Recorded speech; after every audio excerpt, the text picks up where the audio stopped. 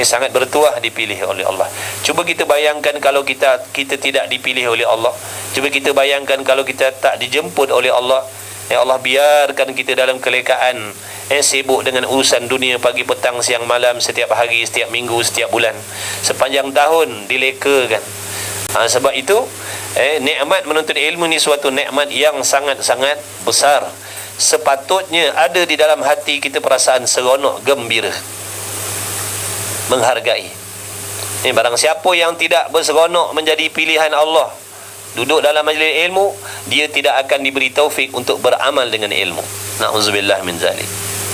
Kerana Allah Ta'ala mengetahui dia tidak menghargai. Kerana Allah Ta'ala mengetahui dia tidak seronok dengan pemberian Allah. Dia tidak merasakan ilmu itu bernilai. Sebab itu Allah tidak memberi taufik untuk dia beramal dengan ilmu. Jadi sebab itu kita kena ajar hati kita supaya merasakan bertuah apabila kita dipilih oleh Allah duduk dalam majlis ilmu. Jangan kita merasakan duduk dalam majlis ilmu ini sama seperti duduk di dalam majlis-majlis yang lain. Jangan kita merasakan memperolehi ilmu akhirat itu sama seperti kita memperolehi ilmu dunia. Jangan. Mesti ada dalam hati kita merasakan lebih mulia berbanding dengan yang lain-lain. Ini kerana Allahumma salli ala sayyidina Muhammad, ilmu akhirat itu adalah sesuatu yang sangat-sangat tidak boleh nak dinilaikan.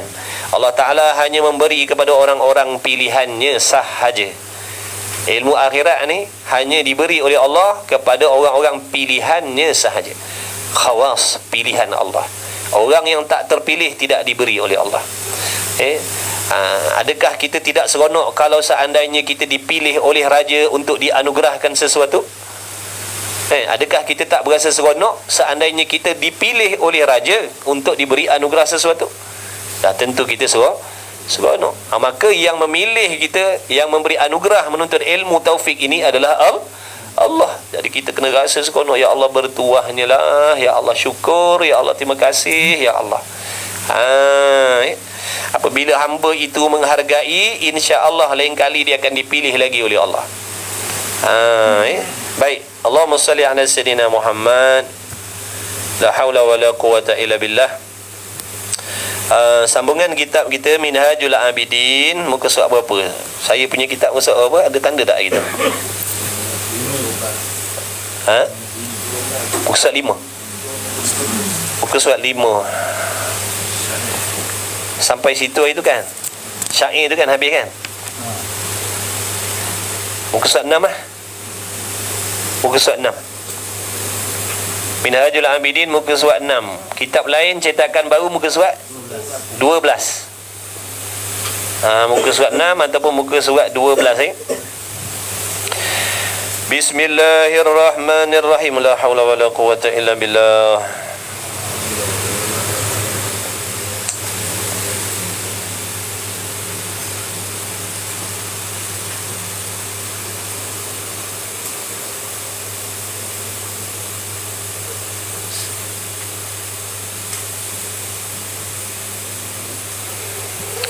قال المؤلف رحمه الله تعالى ونفعنا وإياكم بعلومه وبعلوم مشايخنا في الدارين آمين يا رب العالمين.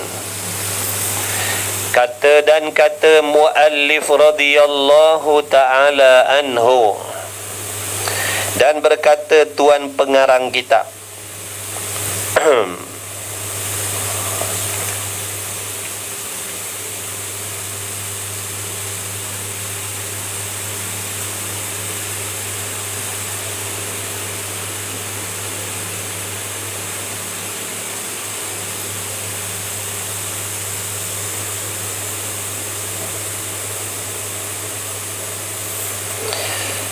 dan berkata muallif radhiyallahu ta'ala anhu telah menghukumkan hal pada orang yang mempunyai agama menilik kepada sekalian makhluk Allah Subhanahu wa ta'ala dengan rahmat, dan meninggalkan membantahi.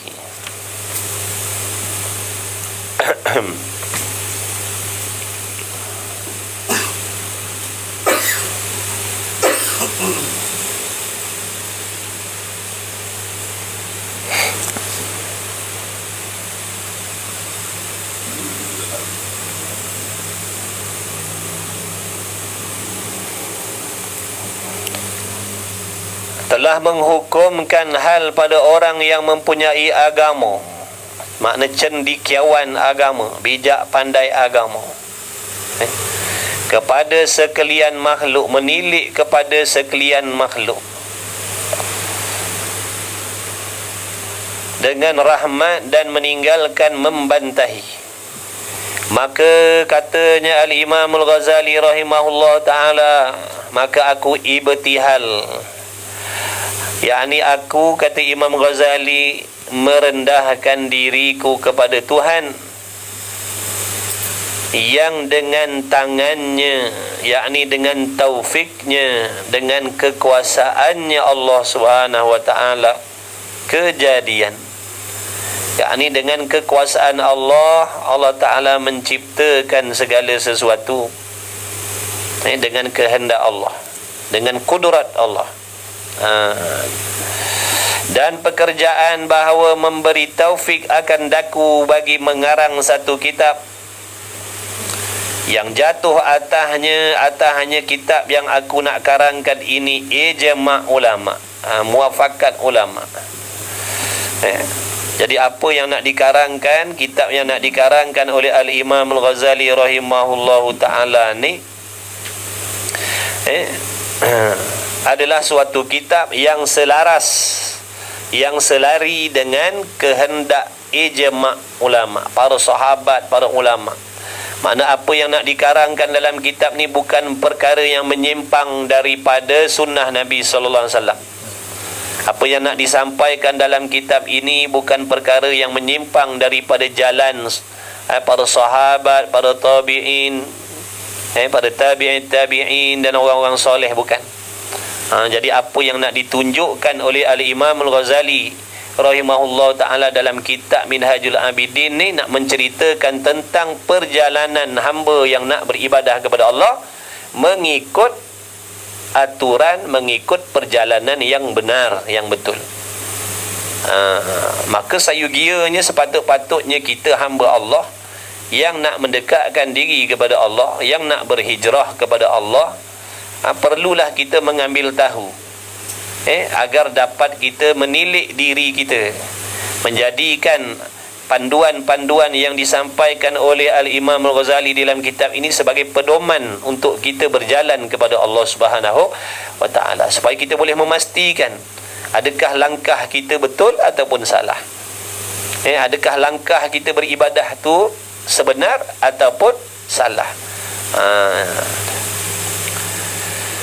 Jadi aku merendahkan diriku kepada Tuhan yang dengan tangannya, yakni dengan kekuasaannya kejadian yang menjadikan sesuatu, maksudnya, dan pekerjaan bahawa memberi taufik akan daku mengarang satu kitab. Nampak? Ini isyarat kepada bahawasanya Al-Imam Al-Ghazali rahimahullah ta'ala ini dia bukan di kalangan orang yang beriktikad Jabariyah, Qadariyah, bukan.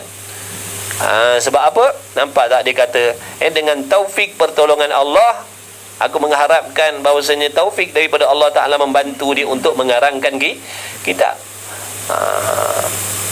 Kalau Mu'tazilah, Qadariyah, dia merasakan keupayaan yang ada di dalam dirinya itu yang boleh menghasilkan sesuatu. Ilmu dia, kekuatan dia, tenaga dia yang boleh menghasilkan sesuatu. Adapun kita ahli sunnah wal jamaah tidak. Usaha dan ikhtiar kita tidak boleh memberi bekas. Tenaga yang ada di dalam tubuh badan kita tidak boleh memberi bekas. Sebab-sebab yang kita buat tidak boleh memberi bekas. Adapun hakikat yang menjadikan sesuatu itu baik ataupun buruk adalah Allah Subhanahu wa ta'ala. Jadi dia bermohon kepada Allah agar diberi taufik. Apa maksud taufik? Pertolongan untuk melakukan amal soleh. Itu taufik. Allah menolong hambanya untuk membuat amal soleh dan meninggalkan maksiat. Itu taufik. Kalau hidayah, petunjuk. Petunjuk mana ilmu, kefahaman, itu hidayah. Kalau dulu kita tak tahu halal haram, sekarang kita dah tahu halal haram. Itu hidayah. Tapi tidak semua orang yang mendapat hidayah itu diberi taufik oleh Allah. Tahu halal haram tapi masih tak buat, masih tak tinggalkan lagi. Nampak dah, tahu dah, belajar fardu ain, mengaji fardu ain tu wajib. Kalau tak belajar haram, berdosa, jadi fasik.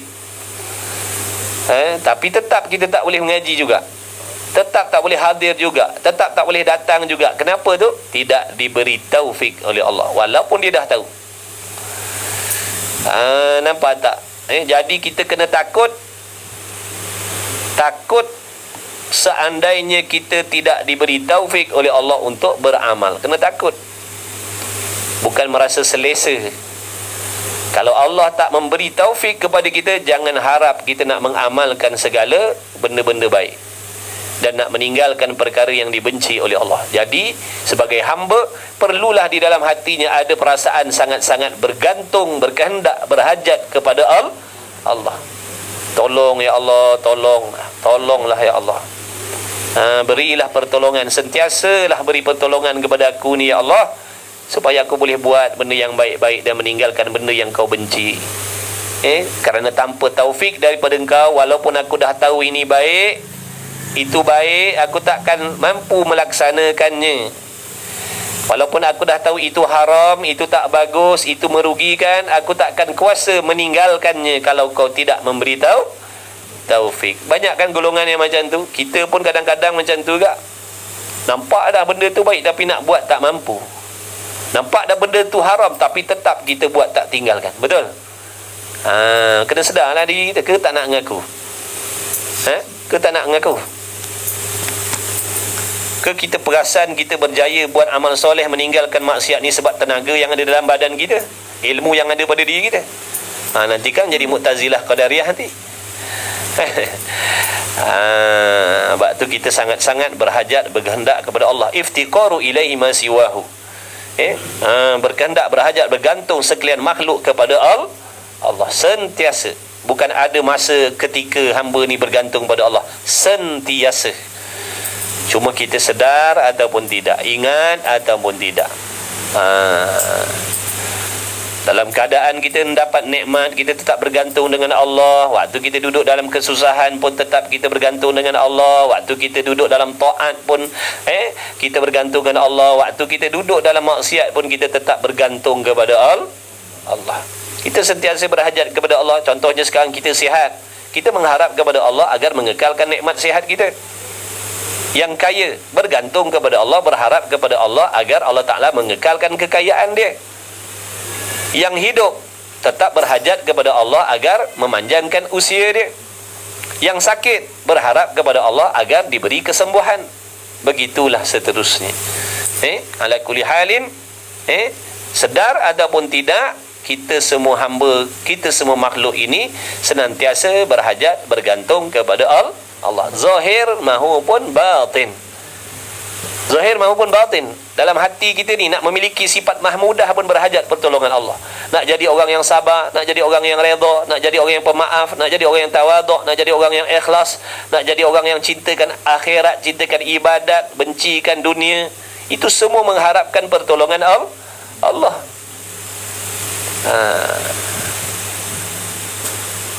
La haula wa la quwwata illa billah. Tidak ada daya untuk kita meninggalkan sebarang jenis dosa dan maksiat, zahir dan batin. Wala quwwata illa billah. Tidak ada keupayaan untuk kita melaksanakan segala amal soleh, zahir maupun batin, illa kecuali billah, dengan bantuan Allah. Maka jangan perasanlah kita. Janganlah kita ni perasan hebat, boleh tinggalkan dosa besar, boleh tinggalkan dosa kecil, boleh buat amal sunat, boleh buat amal yang wajib. Jangan kita perasan kehebatan diri kita. Tidak, itu semata-mata pertolongan Allah. Malam ni kita boleh mengaji ni, boleh berkumpul ni, semata-mata belas kasih sayang Allah. Ya Allah kesian kita, Allah kesian kita. Allah tak nak biarkan kita duduk dalam kebodohan agama. Allah Ta'ala tak nak membiarkan kita duduk beramal tanpa petunjuk. Maka Allah pilih kita. Dengan rahmatnya Allah pilih kerana Allah nak memberi hidayah, nak memberi petunjuk, supaya kita selamat balik akhirat. Allah kesian kita. Allah sayang kita, Allah kesian kita. Walaupun kita ni leka, lupa melawan Tuhan, Allah tetap kesian dengan kita. Selalu lawan Tuhan, selalu lupakan Tuhan, selalu tidak bersyukur, tetap Allah kesian dengan kita, tetap Allah sayang kita, tetap Allah pilih kita, tetap Allah kutip kita. Padahal tak wajib pun Allah kutip kita ni, tak wajib pun. Kalau Allah nak biarkan kita duduk dalam leka sampai mati pun tak ada masalah, tak ada masalah, tidak membawa kerugian apa pun pada Allah. Malah kita yang rugi kalau tak mendapat taufik daripada Allah. Kalau Allah biarkan kita leka dengan urusan dunia pagi, petang, siang, malam, sibuk fikiran kita, sibuk hati kita, sibuk anggota kita mencari dunia, mengikut nafsu, Allah biarkan kita sampai mati begitu, Allah tak rugi apa-apa. Sebaliknya kitalah yang rugi. Sebab tu kena syukur sangat-sangat. Apa yang Allah bagi kita pada malam ni lebih daripada wang ringgit lagi. Apa yang Allah sedang beri kepada kita sekarang ni tidak ternilai harganya. Berapa ramai jutawan, bilioner yang tak dapat nikmat seperti mana yang kita sedang diberi oleh Allah. Padahal dia jutawan, tapi dia tidak diberi pertolongan oleh Allah duduk dalam majlis ilmu. Dia tak dapat, walaupun dia kaya, walaupun dia sempurna lebih daripada kita. Sebab tu kita kena ingat ni semua pertolongan Allah, belas kasih sayang Allah atas diri kita. Sepatutnya kita bersyukur kepada Allah, sujud kepada Allah, syukur, alhamdulillah ya Allah. Celakalah aku kalau kau biarkan. Celakalah aku kalau kau biarkan ya Allah. Kalau kau tak pilih aku jadi orang belajar agama, celakalah aku ya Allah. Sia-sialah amal ibadah aku ya Allah.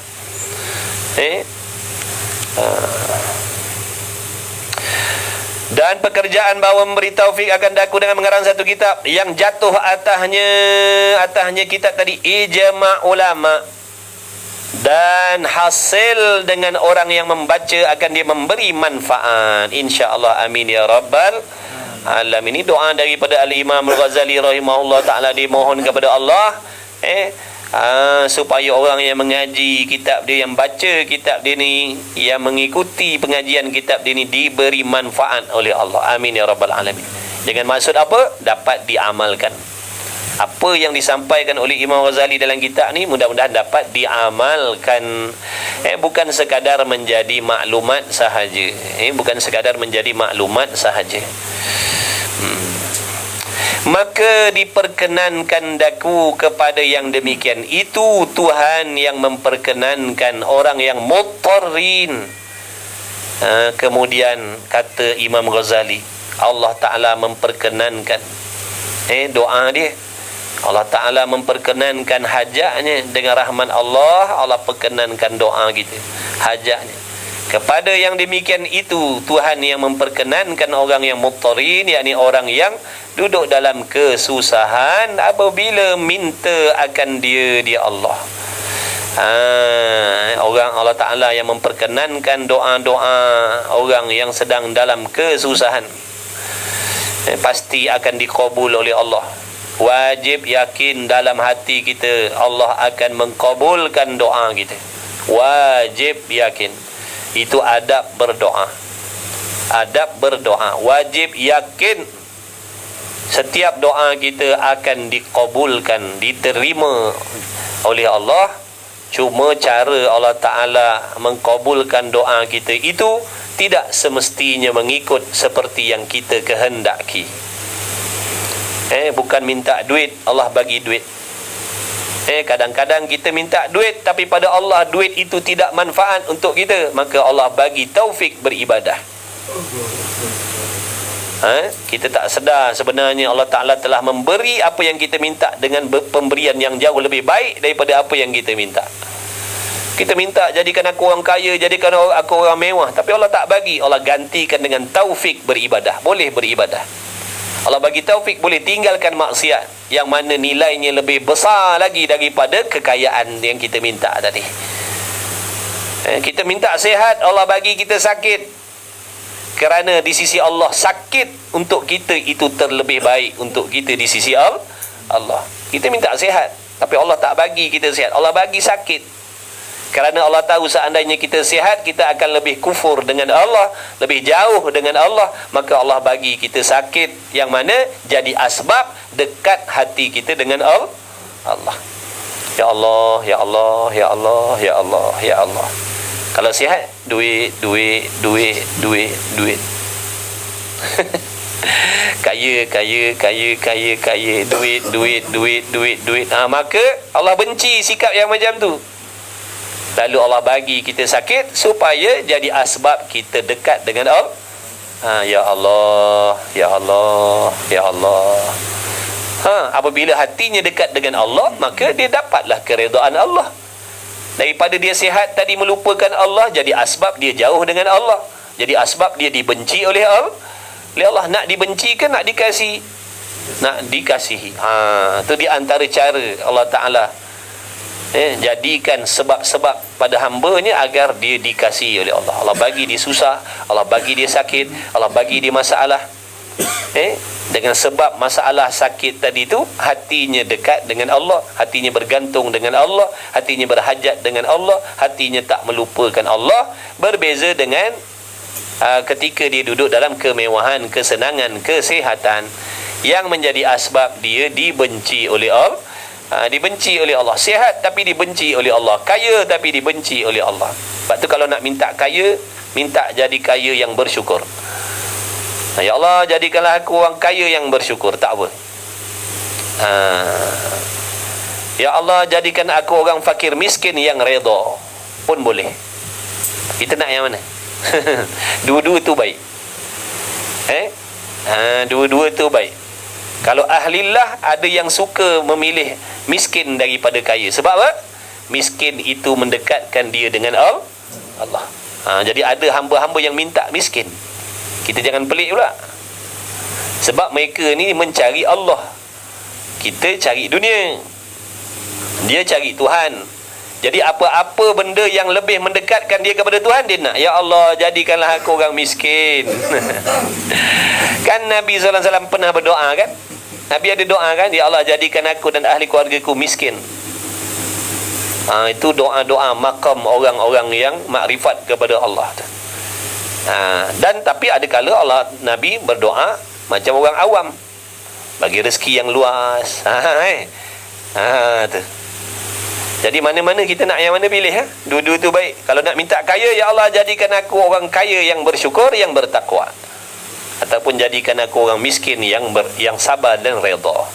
Dua-dua itu menjadi asbab hamba itu dikasihi oleh Allah. Jangan jadi miskin yang keluh kesah. Jangan jadi miskin yang tak redha, dan jangan jadi pula orang kaya yang tidak bersyukur. Ini mengundang kebencian Allah ni. Ini mengundang kebencian Allah. Ikut makom masing-masing. Ikut makom masing-masing. Nak yang mana? Boleh. Jadi miskin tak sabar, tambah dosa pula. Miskin tak sabar, tak redha, tambah dosa pula. Merungut hari-hari. Merungut hari-hari. Menyumpah hari-hari. Keluh kesah hari-hari. Allah benci. Yang Allah kasih tadi, miskin yang sabar, yang redha. Baru dia mulia sisi Allah. Kaya tapi membazir, kaya tapi buat benda haram, kaya tapi melupakan Allah, kaya tapi mencabar Allah. Tak dapat. Salam rahmatullah. Sila Pak Cik. Tu question boleh duduk Cik? Allah. Boleh duduk question.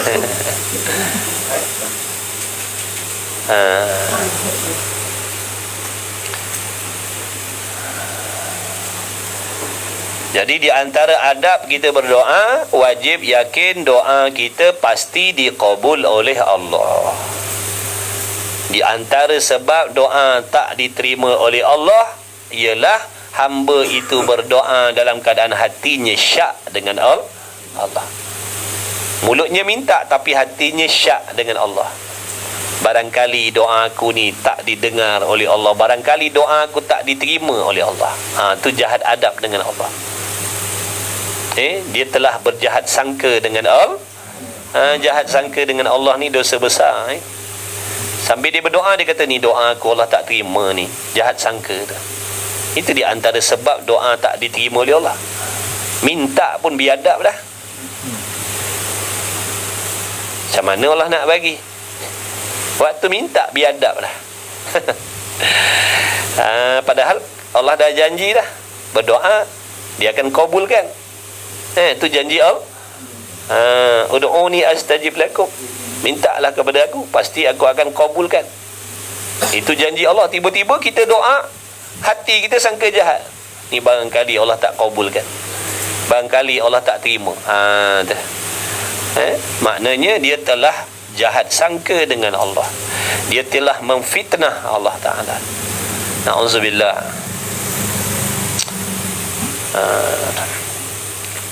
Dan telah memberi ilham, mana tadi? Dan melihat akan daku dengan kurnianya Allah atas beberapa rahsianya Allah yang demikian itu. Dan telah memberi ilhamkan daku. Ilham ni apa? Bisikan malaikat dalam hati hamba. Bisikan malaikat dalam hati hamba namanya ilham. Ilham ni tidak boleh diguna pakai untuk benda jahat, untuk benda maksiat tak boleh. Tak boleh. Contohnya aku dapat duit, tak boleh. Aku dapat ilham macam mana nak mencuri, tak boleh tu. Tak kena tu dengan ilham tu. Ilham tu bisikan malaikat. Malaikat tidak membisikkan dalam hati kecuali yang baik-baik sahaja. Kata bisik suruh mencuri itu waswas syaitan nama dia. Itu waswas syaitan. Bisikan syaitan ni namanya was-was. Dia ajak kita mengumpat, tu was-was. Dia suruh kita berdengki, tu was-was. Dia suruh kita jangan mengaji agama, tu was-was. Dia suruh kita tinggalkan solat, tu namanya was-was. Jadi bisikan syaitan dalam hati dipanggil was-was. Bisikan malaikat dalam hati dipanggil ilham. Dan telah memberi ilham akan daku padanya akan aturan yang indah-indah. Mana apa yang Allah ilhamkan pada aku ni, nak menceritakan tentang perjalanan ibadat ni adalah merupakan perkara yang indah-indah, yang mahal-mahal, yang mulia-mulia, yang agung-agung, yang tiada aku sebutkan dia karanganku yang telah dahulu sebut di dalam Asrar Muamalatuddin, dan iaitulah yang aku sifatkan baginya. Maka aku berkata dengan Allah Ta'ala memberi taufik. Kemudian kata radhiyallahu ta'ala anhu, bahawasanya pertama-tama barang ni baru nak masuk cerita dia. Baru nak masuk cerita tentang orang perjalanan orang yang nak beribadah kepada Allah. Baru nak masuk. Kemudian kata radhiyallahu ta'ala anhu, bahawasanya pertama-tama barang yang jaga, makna yang menyedarkan dia hamba Allah Ta'ala bagi mengerjakan ibadat, dan bergerak hatinya hamba bagi berjalan akan jalannya ibadah adalah dengan khatir, yakni lintasan hati yang samawiyah daripada Allah Azza wa Jalla. Maksudnya apa tu? Makna perkara yang mula-mula Allah kurniakan kepada mana-mana hamba yang Allah nak pilih dia jadi kekasih Allah,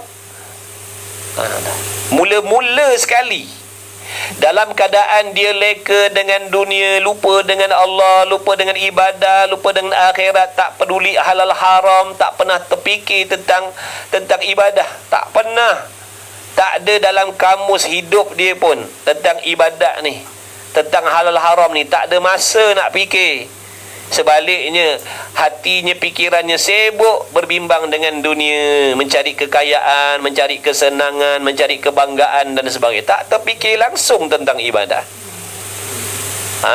Tak peduli semayang, tak peduli mengaji, tak peduli tutup aurat, tak peduli menuntut ilmu. Tak peduli ikutkan kehendak nafsu. Semata-mata mengikut kehendak nafsu. Nafsu kata tak payah semayang, diikutkan. Nafsu kata tak payah tutup aurat, diikutkan. Nafsu kata minum arak, diikutkan. Nafsu ajak berjudi, diikutkan. Nafsu ajak berzina, diturutkan. Diikutkan semua. Nafsu ajak cari harta, kumpul harta pagi petang siang malam, diturutkan. Tapi tiba-tiba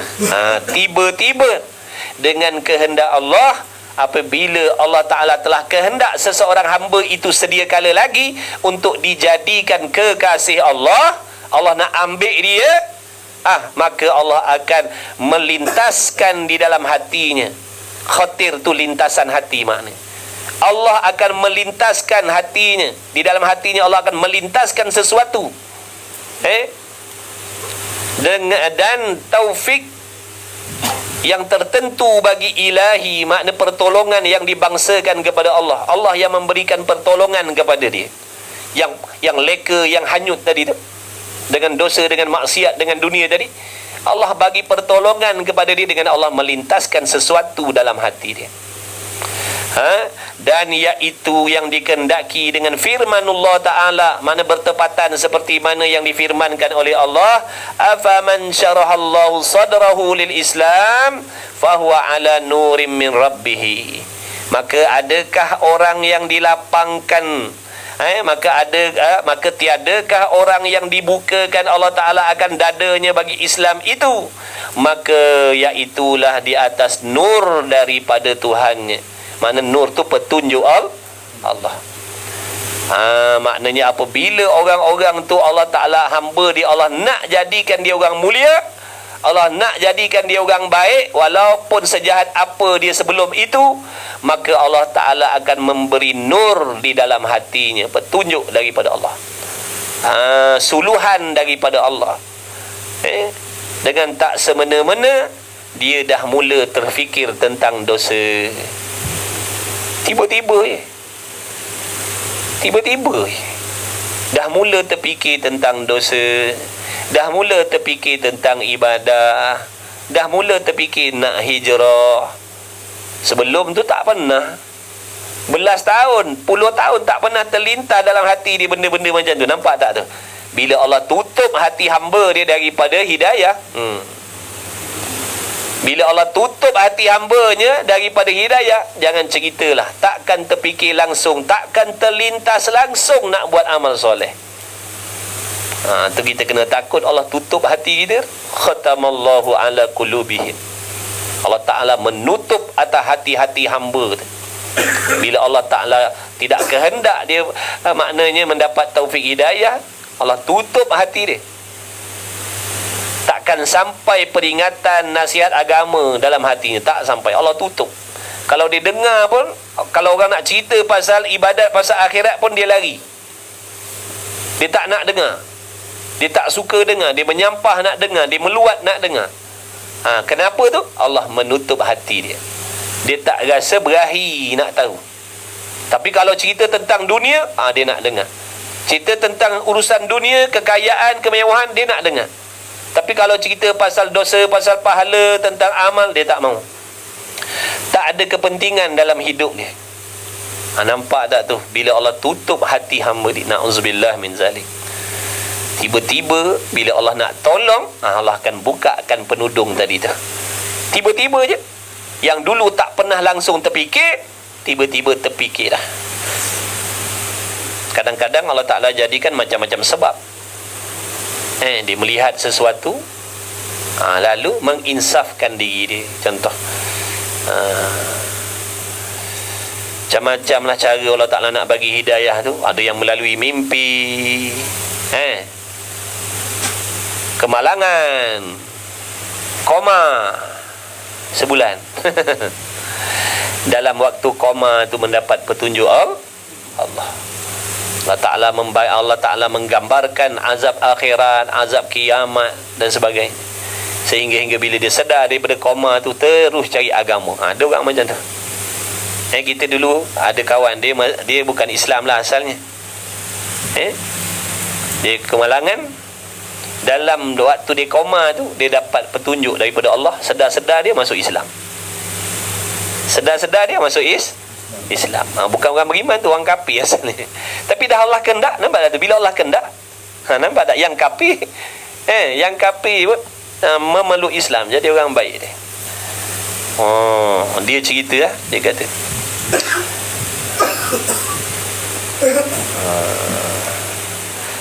jadi mana-mana orang, mana-mana hamba Allah yang dah mula terfikir tentang ibadah, ketahuilah bahawasanya kamu telah dipilih oleh Allah. Maka jangan disia-siakan tu. Jangan disia-siakan tu. Bayangkan selama ni berapa puluh tahun tak pernah datang benda macam tu dalam hati kita. Tiba-tiba kali ni dapat. Bila dah dapat, kita tak hargai pula. Ni. Nanti satu masa Allah akan ambil balik. Sebab tak bersyukur. Allah dah bagi tapi tak berterima kasih. Allah dah bagi tapi tak bersyukur. Allah nak menunjukkan jalan tapi tak bersyukur, maka Allah akan ambil balik. Nak datang kali kedua macam tu belum tentu lagi.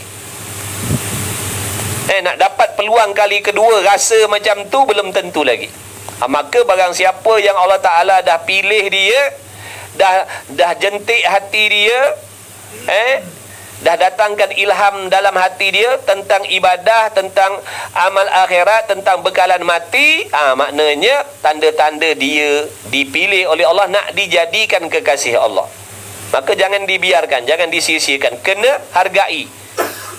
Kena bertindak, maksudnya kena bertindak, jangan dibiarkan. Kena cari guru, kena mengaji, kena cari guru. Dan telah mengisyaratkan kepadanya sahibus syar'i sallallahu alaihi wa alihi wasallam dengan sabdanya Nabi sallallahu alaihi wasallam, innan nura idza dakhala al-qalba infasakha wa ansyaraha, bahwasanya nurullah itu, cahaya suluhan Allah Ta'ala itu, apabila masuk ia di dalam hati, luas ia dan terbuka ia. Luas, hatinya jadi luas, hatinya jadi terang, hatinya jadi cerah, hatinya jadi lapang dengan petunjuk-petunjuk Allah tadi. Hatinya tak sempit dah. Kalau dulu hatinya sempit dengan ibadat, sempit dengan akhirat, sempit dengan ilmu, tak ada ruang hatinya. Dulu hatinya tak ada ruang nak simpan ibadat, nak simpan akhirat, tak ada ruang hatinya kerana sempit dengan dunia. Tapi apabila Allah sampaikan suluhan dia tu tadi, cahaya dia sampai ke dalam hati hamba, sekeras apa pun, bila Allah kehendak sampai suluhan cahaya Allah Ta'ala tu, ilmu tu sampai dalam hati dia, maka terbukalah, lapanglah dadanya, lapanglah hatinya. Dah ada ruang dah untuk ibadat, untuk Allah, untuk akhirat dan sebagainya. Kalau tak, sebelum tu sempit hati dia, sempit dengan dunia. Hatinya disempitkan dengan dunia, tak ada ruang untuk akhirat. Wal'iyadzabillah min dzalik. Jadi Nabi bersabda, sesungguhnya apabila nur, cahaya suluhan Allah Ta'ala itu apabila masuk dalam hati seseorang hamba tu, maka hatinya akan jadi luas, hatinya akan jadi lapang, hatinya akan jadi terbuka. Maka sembah orang, makna bertanya, maka bertanyalah sahabat, ya Rasulullah, ya Rasulullah, adakah bagi yang demikian itu alamatnya? Wahai Nabi SAW, adakah tanda-tanda pada orang-orang yang dalam hatinya dah disuluh oleh Allah Ta'ala tadi? Ada tak tanda-tanda dia? Ada tak alamat dia? Kullu syai'in, makna tiap-tiap sesuatu ada alamatnya. Tiap-tiap sesuatu ada petanda dia. Maka apakah petanda orang-orang yang dalam hatinya telah sampai suluhan cahaya daripada Allah? Apa tanda-tanda dia? Jadi sahabat nak tahu lah. Sahabat nak tahu lah, apa tanda-tanda orang yang dah mendapat suluhan hidayah Allah tadi, petunjuk Allah tadi. Lalu Nabi SAW menjawab, ya Rasulullah, adakah bagi demikian itu alamatnya? Adakah tanda-tandanya ya Rasulullah? Orang-orang yang dah mendapat hidayah daripada Allah, adakah tanda-tandanya yang diketahui dengan dia, yang kita boleh tahu, yang kita boleh tengok, yang kita boleh kesan? Sabdanya Nabi SAW, na'am, bahkan ada. Nabi kata, Nabi kata ada tanda-tanda dia. Cuba kita tengok ada tak tanda-tanda tu pada kita. Mudah-mudahan ada. Kalau tak ada, kita kena sedih. Kalau tak ada tanda-tanda ni, kita kena risau, kena sedih, kena bimbang. Sebab ini tanda-tanda orang yang bakal diberi kebahagiaan oleh Allah. Kalau tak ada tanda-tanda ni pada diri kita, maknanya na'udzubillah min zalik, kita duduk di pihak yang satu lagi, orang-orang yang tidak akan diberi kebahagiaan oleh Allah, orang-orang yang tak akan diselamatkan oleh Allah, orang-orang yang tak akan diberi kebajikan oleh Allah. Maka apa tanda-tanda di orang yang mendapat hidayah tadi? At-tajafi an daril ghurur wal inabatu ila daril khulud wal isti'dadu lil mauti qabla nuzulih. Bahkan Nabi kata ada tanda-tanda dia, orang-orang yang dah sampai petunjuk Allah dalam hatinya, iaitu mana? Menjauhkan diri daripada negeri yang banyak tipu daya. Itu di antara tanda-tanda orang yang dalam hatinya dah sampai cahaya Allah Ta'ala tadi tu, suluhan Allah Ta'ala, hidayah daripada Allah. Apa tanda dia tadi? Menjauhkan diri daripada negeri yang banyak tipu daya. Maksudnya apa? Dia dah mula menjauhkan dirinya dengan dunia. Apa maksudnya menjauhkan diri dengan dunia? Maknanya dia telah mula meninggalkan sesuatu yang tidak ada hubung kait dengan ibadat. Dia dah tak mahu dah. Kalau dulu dia bersibuk mencari harta kekayaan lebih daripada qadar untuk melakukan ibadah, harta ni kalau kita cari lebih daripada qadar nak tolong ibadat, cari semata-mata nak seronok, itu namanya dunia. Itu nama dunia. Faham baik-baik. Tapi kalau dia bekerja mencari duit kerana nak menunaikan tanggungjawab beribadat kepada Allah, itu namanya akhirat. Contohnya, saya memerlukan RM50 sehari untuk kewajipan saya, nafkah dan sebagainya, sebagai contoh lah. Tapi saya cari sampai RM300 sehari. Maknanya saya seronok nak cari lebih daripada qadar tu. Itu namanya dunia. Sebab saya dah bersibuk mencari sesuatu yang tidak ada hubung kait dengan ibadah dah. Faham tak tu? Lebih daripada qadar nak buat ibadat tu yang namanya dunia. Tapi kalau cari, tapi tengok orang lah. Maknanya keperluan tu tak boleh kita nak letakkan sama rata. Ada orang anak ramai, ada orang anak sikit, betul? Tengok masing-masing lah. Contohnya, kalau saya, saya ada tanggungjawab sekian banyak, saya memerlukan RM2,000, RM3,000, RM4,000 sebulan, contohlah. Tapi saya bekerja pagi, petang, siang, malam, saya nak target dapat RM10,000, nak target dapat RM6,000. Itu namanya dunia. Saya dah cari lebih daripada qadar untuk beribadah. Walaupun halal, bukan cari yang haram, cari yang halal ni, tapi lebih daripada qadar nak ibadat, itu nama dunia. Jadi kalau dulu dia macam tu, bila dia dah dapat hidayah tadi, dia dah mula tinggalkan dah. Cukuplah apa yang ada. Cukuplah apa yang ada ni pun lebih dah. Lebih daripada makan dah, lebih daripada pakai dah, boleh simpan sikit-sikit, alhamdulillah dah. Dia dah mula tinggalkan dah. Kalau tak dulu, dia pulun selagi boleh. Seminggu tidur sekali. Pulun, berlumba dia. Berlumba nak jadi jutawan, berlumba nak jadi orang kaya. Tu. Sebab nafsu ni dia suka menghimpun. Nafsu ni dia suka menghimpun. Dia suka banyak nafsu ni. Padahal tak pakai pun. Kadang-kadang ada orang dia hobi dia beli pakaian, beli bukan pakai, tapi dia seronok himpun tu. Tu nama dunia. Itu nama dunia. Kalau harta pun macam tu, dia suka himpun, dia suka tengok banyak, padahal yang dipakai sikit.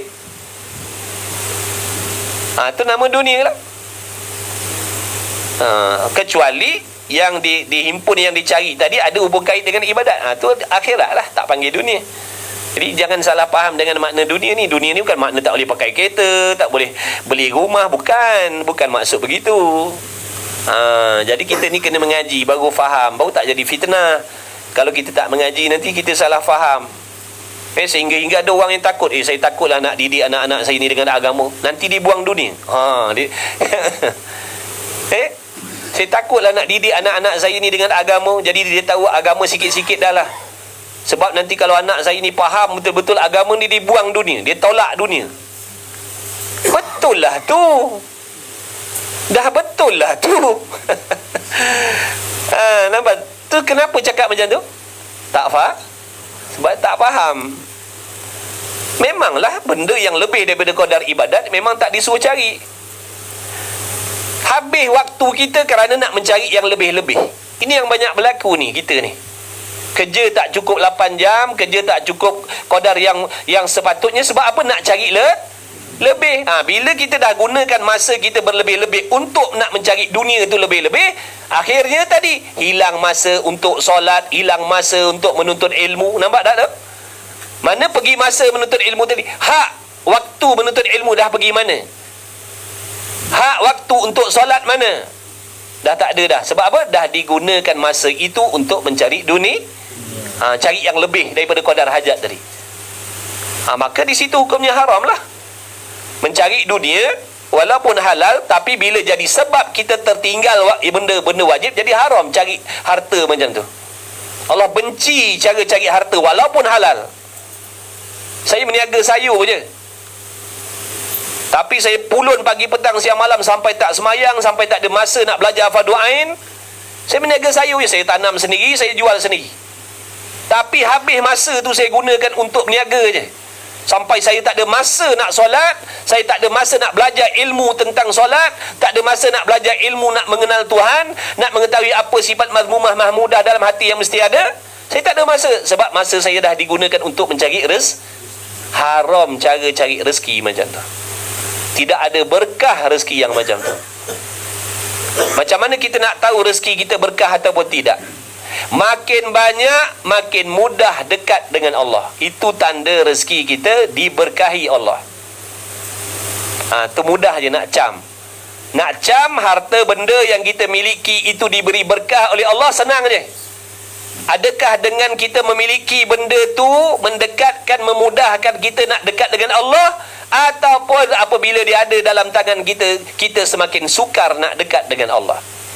Kita fikir-fikir, renung-renung sendirilah. Kita yang tahu harta milik kita. Makin banyak hartanya, makin mudah dia nak dekat dengan Allah. Dia makin mudah nak solat, makin mudah nak mengaji. Tapi kalau makin banyak, makin tak ada masa nak solat, makin tak ada masa nak menuntut ilmu. Jaga-jaga. Jaga-jaga, ini petanda rezeki kita tidak diberi berkah oleh Allah. Na'udzubillah min zalik. Jadi seandainya rezekinya banyak, hartanya banyak, tetap dia boleh solat macam biasa, tetap dia ada masa menuntut ilmu, silakan, tak ada masalah. Sebab harta dia tadi tidak menghalang dia untuk dekat dengan Allah. Walaupun dia jutawan sekalipun, ahli perniagaan sekalipun, walaupun dia ahli perniagaan, jutawan, dia ada masa menuntut ilmu fardu ain, dia ada masa membuat yang wajib-wajib, dan dia tak terlibat dengan benda-benda haram. Itu menunjukkan kekayaan dia tadi berkah. Tengok macam para sahabat radhiyallahu ta'ala anhum. Ramai di kalangan para sahabat bukan semua fakir miskin. Sahabat pun ada di kalangan peniaga-peniaga, betul. Tapi tengok, adakah mereka dilekakan dengan perniagaan dia sampai tak solat, sampai tak menuntut ilmu dengan Rasul? Sampai tak membantu perjuangan Rasul dah. Itu kalau nak jadi kaya, tiru sahabat tadi tu. Boleh. Nak jadi jutawan, ahli perniagaan, boleh. Tiru sahabat. Nabi pun dah pesan, sahabat dia seperti bintang. Bintang yang menunjuk jalan tu. Kalau kau tengok bintang tu, kau takkan sesat. Macam itulah sahabat dia. Kalau kita nak jadi orang kaya, tiru sahabat yang kaya-kaya tu. Siti Khadijah. Tirulah Siti Khadijah siapa? Saudagar besar. Siapa tak kenal dia? Tapi tengok mana pergi harta dia. Enjoy. Dah habis fi sabilil. Kita kalau nak kaya, contohi sahabat, insya-Allah selamat. Kalau kaya jadi Firaun, kalau kaya jadi Namrud, kalau kaya jadi Qarun, ini celaka. Na'udzubillah min zalik. Na'udzubillah min zalik. Tak ubahlah kelakuan kita macam orang bukan Islam. Na'udzubillah. Biar ada perbezaan orang kaya Muslim dengan orang kaya yang bukan Muslim. Ni tak sama je. Sama je. Cuma yang membezakan dia tadi nama je, agama je. Tapi cara hidup, perbuatan sama macam orang kafir. Yang ni kaya, yang ni pun kaya. Yang kafir tadi kaya tak solat, yang ni pun kaya tak solat padahal dia Islam. Yang ni kaya tapi tak jaga anak bini tutup aurat, yang ni pun Islam tapi tak jaga anak bini tutup aurat. Sama tak perbuatan tu? Apa yang membezakan dia tadi? Nama je. Jadi jangan macam tu. Sebab tu Allah kehendak pilih kita ni jadi Muslim supaya ada perbezaan dengan yang bukan Muslim. Kalau tak ada beza lah. Orang bukan Islam, dia tak didik anak bini dia tutup aurat. Kita pun tak didik anak bini kita tutup aurat. Jadi sama tak? Sama. Takkan kita nak kata lain pula? Takkan tak boleh beza kot. Acong Apeng, dia tak ajar anak bini dia tutup aurat. Kita namanya Muhammad, pun ajar anak bini kita supaya jangan tutup aurat. Kita ajar bini kita, anak kita dedah aurat. Sama tak macam Acong Apeng tadi? Samalah. Takkan kita nak kata tak sama pula? Padahal kita Muslim. Maknanya kita tak bersyukur dengan nikmat agama yang Allah bagi tadi tu. Kita tak mengamalkan tadi tu. Agama tu kita tak amalkan dalam kehidupan kita, sehingga tak ada perbezaan pun. Tak ada perbezaan pun di antara cara hidup kita dengan cara hidup orang yang bukan Islam. Orang bukan Islam cari kekayaan, dia tak peduli riba, tak peduli haram halal. Kita orang Islam pun cari harta pun sama macam tu juga. Tak ada perbezaan pun, asalkan kaya. Jadi jangan begitu. Memang kita boleh kaya, Allah boleh bagi, tapi nanti tunggu balasannya di hari kiamat besok. Tak tertanggung balasan azabnya tu. Allah boleh bagi kaya kepada kita ni. Lebih daripada yang kita nak, Allah boleh bagi. Allah boleh bagi. Allah Maha Kuasa nak bagi kita harta kekayaan yang berlipat kali ganda. Tak payah usaha pun Allah Maha Kuasa nak bagi. Sebab tu hati-hati, jangan terlalu leka dengan mengejar dunia tadi tu, sampai terlupa hak-hak kita dengan Allah, sampai terlupa bekalan mati kita, sampai terlupa tanggungjawab mendidik anak bini dengan agama. Tak ada masa nak didik anak bini dengan agama kerana masanya dah habis digunakan untuk mencari dunia. Tak ada masa. Ini yang kita belajar ni supaya kita nampak kelemahan dan kesilapan kita, agar dapat kita perbaiki. Kalau kita nak selamat di hari kiamat, perbaiki. Kalau kita tak nak selamat, teruskanlah dengan cara kita yang macam tu. Na'udzubillah min zalik. Itu tanda-tanda orang yang di dalam hatinya telah mendapat hidayah. Pertamanya, dia dah mula membuangkan benda-benda dunia. Benda yang tak ada hubung kait dengan ibadat, benda yang tak ada hubung kait dengan akhirat, dia tak mau dah. Dulu dia buat, dulu dia sibuk dengan benda-benda tu, tapi sekarang dah tak ada dah. Dia dah mula cantas sikit-sikit, dia dah mula buang sikit-sikit. Bukan dia buang serentak dah, dia dah mula buang sikit-sikit, buang. Itu yang pertama kata Nabi. Itu tanda-tanda orang yang dalam hatinya dah mendapat hidayah dan taufik, pertolongan Allah tu. Kadang-kadang dapat hidayah dah, tak dapat taufik, masih lagi bergelumang dengan benda macam tu. Tahu dah aku ni sibuk dengan hal dunia pagi petang siang malam, tak ada masa nak semayang, tak ada masa nak mengaji. Tahu dah, tapi tak boleh tinggalkan perangai itu, tetap buat juga. Kerana tak dapat taufik, maka kena minta dengan Allah. Ya Allah, bagi ku taufik, ya Allah. Aku tahu cara hidup aku macam ni salah, ya Allah. Aku tahu salah. Sebab aku cari dunia ni pagi petang siang malam, aku tak ada masa nak menuntut ilmu agama yang wajib-wajib. Ilmu fardu ain aku tak mengaji lagi, ya Allah. Tak ada masa. Aku tahu ni perbuatan ni dosa ni, ya Allah. Bagilah aku kekuatan. Mintalah. Kita ni kadang tak nak minta, tu masalahnya. Tak dapat taufik, tak nak minta. Tak ada taufik, tak nak minta. Tak ada duit, minta. Ya Allah, bagi kaya, ya Allah. Sebab tak ada duit. Ya Allah, bagi mewah, ya Allah. Tapi bila tak dapat taufik, tak minta pula. Bila hilang daripada tangan kita benda-benda dunia, kita minta dengan Allah. Tapi bila hilang pada kita ni benda-benda akhirat, tak nak minta pula. Mintalah juga. Duit sikit nak minta duit banyak, minta pada Allah. Minta bagi duit luar rezeki. Tapi dalam bab taufik ni, kita tak nak minta pula. Kita rela diri kita ni duduk lemah longlai dalam ibadat tadi. Mintalah. Ya Allah, bagi aku taufik supaya aku ni boleh berubah. Aku nampak dah cara hidup aku macam ni salah. Tapi aku tak kuasa lah nak tinggalkan ni. Tak kuasa nak buat lah, ya Allah. Bagilah pertolongan. Kasihankanlah aku ni, ya Allah. Minta sungguh-sungguh lah. Allah takkan sia-siakan. Kalau kita bersungguh, ikhlas, insya-Allah Allah akan bagi. Allah akan bagi. Jadi kita nakkan taufik dan hidayah. Doa, Allahumma arinal haqqa haqqa warzuqna tiba'ah. Wa arinal batilan batilan warzuqna ijtinabah. Ya Allah, tunjukkan kepada kami yang benar itu benar dan bagi taufik kami mengamalkannya. Tunjukkan yang salah itu salah, yang sesat itu sesat, dan bagi pertolongan untuk kami menjauhkannya, ya Allah. Kena selalu doa macam tu. Tak tahu doa Arab, doa Melayu. Kalau tak tahu Melayu, baca orang putih. Allah Maha mengetahui segala bahasa. Minta pada Allah. Bila dapat pertolongan, seberat apa pun dia akan boleh buat. Bila dia dapat pertolongan Allah, kalau sebelum ni seberat apa pun dia rasa, tapi bila dah datang pertolongan Allah, dengan mudah dia akan tinggalkan.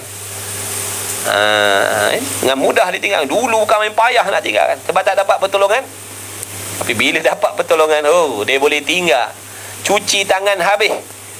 Judi tinggal, arak tinggal, zina tinggal semua. Tu bila dapat taufik.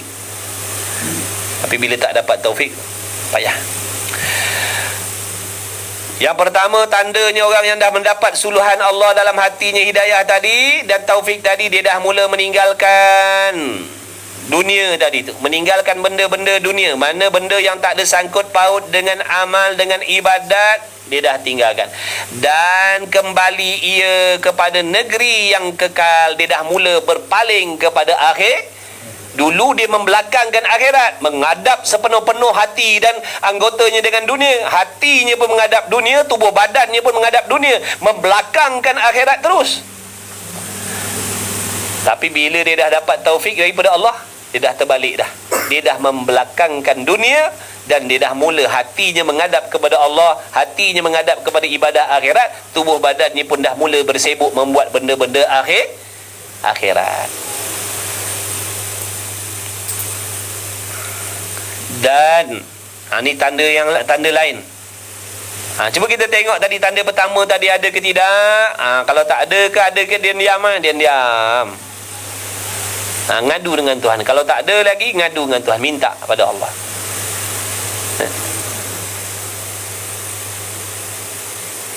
Dan kembali ia kepada negeri yang kekal. Tengok kita ni menghadap kepada ibadat ke, menghadap kepada dunia ke, menghadap kepada akhirat. Tanya, kita sendiri boleh tahu. Tuan rumah dia lebih tahu. Tuan empunya badan lebih tahulah. Orang lain tak boleh. Orang lain tak tahu. Orang lain tak nampak. Dan menyedia bagi mati, makna mencari bekalan mati dahulu daripada datangnya mati. Makna dia sebelum mati dia dah buat persiapan dah. Belum mati lagi, tapi dah buat persiapan mati. Apa persiapan mati? Menuntut ilmu di antaranya. Menuntut ilmu ni persiapan matilah. Kenapa? Kerana tanpa menuntut ilmu, amal ibadat yang kita buat takkan laku. Allah takkan terima amalan yang kita buat pagi petang siang malam tanpa ilmu. Akidahnya tak ke mana, keikhlasannya tak ke mana, Allah tak terima walaupun kita buat. Jadi di antara perkara yang masuk di dalam bekalan akhirat ni, bekalan mati ni adalah menuntut ilmu. Kita dah menuntut ilmu belum? Kalau belum, maknanya belum ada bekal lagi tu. Saya walaupun saya tak menuntut ilmu, saya banyak semayang. Walaupun saya tak menuntut ilmu fardu ain, saya banyak dah sedekah, wakaf sana sini. Berapa bangsa banjir, berapa ramai saya tolong. Orang pakai miskin, berapa banyak saya tolong. Anak yatim, berapa banyak saya tolong. Walaupun saya tak mengaji, saya banyak amal. Haji dah buat dah 2, 3, 4 kali. Umrah tiap bulan. Kata ulama, semua tu bayang-bayang sahaja. Semua tu bayang-bayang sahaja. Semua itu khayalan sahaja. Kerana orang yang beramal sebanyak apa pun tanpa ilmu, Allah tak terima. Kalau nak percayalah, kata alim ulama. Kalau nak percaya, kalau tak nak percaya, teruskanlah beribadat, tak payah belajar. Kalau kita berasa kita lebih pandai, lebih alim, lebih faham daripada Imam Ghazali lagi, ilmu kita lebih tinggi daripada Imam Ghazali lagi, teruskanlah melakukan pelbagai jenis ibadat dan tak payah menuntut ilmu. Imam Ghazali kata, kalau kau boleh beribadat macam malaikat sekalipun tanpa kau belajar agama, Allah takkan terima semua amalan kau. Imam Ghazali kata, tak tahulah kalau kita ilmunya lebih tinggi dari Imam Ghazali lagi. Patut kita kena takut lah tu. Kena takut lah, risau lah. Sebab macam-macam amal dah kita buat ni, tapi ilmu kita tak belajar. Mengikut apa yang ulama kata, semua tu jadi sia-sia. Habis kita. Kalau mati sehari dua ni macam mana? Kalau seandainya kita mati sehari dua ni macam mana? Dalam keadaan tadi tu beramal macam-macam tanpa ilmu. Di antara sebab Allah Ta'ala nak terima amalan kita ni, akidah mesti betul. Kita dah tahu belum tentang akidah ni? Tentang akidah ni kita dah tahu belum? Dah faham belum? Tahu tak nak bezakan akidah yang sesat dan akidah yang betul? Dah tahu ke belum? Tak tahu. Dah macam mana? Macam mana dengan solat kita? Macam mana dengan haji kita? Macam mana dengan wakaf kita? Syarat ibadat tu tak ada lagi. Syarat Allah nak terima ibadat tadi tak ada lagi pada kita. Di antaranya mana? Akidah yang betul. Dalam hati kita ni akidah betul ke salah? Entahlah. Kalau yang betul macam mana? Yang salah macam mana? Entahlah, tak tahu nak beza. Macam mana tu? Kalau kita mati sehari dua ni macam mana tu? Sebab tu ulama kata jangan tangguh-tangguh dah belajar agama ni. Jangan tangguh-tangguh dah. Kita dah bertangguh, berpuluh tahun kita tangguh belajar berdoa ni. Maka cepat-cepat rebut peluang sementara hidup ni. Tak peduli umur kita 80 tahun, 90 tahun, 100 tahun, tidak ada istilah terlambat lagi. Tapi jangan buat lambat-lambat. Terus buat jadual lah. Terus azam dah, aku nak belajar agama. Mulai saat ni aku nak belajar agama sungguh-sungguh. Aku nak atur masa aku. Ada masa aku belajar akidah, ada masa aku belajar fiqh syariat, ada masa aku belajar tasawuf, ada masa aku nak betulkan bacaan Quran aku. InsyaAllah. Lepas tu carilah duit. Selain daripada masa belajar tu, carilah duit. Carilah sampai lebam. Tak ada masalah. Carilah sampai lebam. InsyaAllah, walaupun dia kaya, nanti amalnya diterima oleh Allah. Sebab apa amalnya diterima oleh Allah? Kerana dia dah mula belajar dan dia dah mula membuat amalan dengan cara yang betul. Golongan yang macam ni, kata ulama, dia tidak akan menyesal di hari kiamat besok.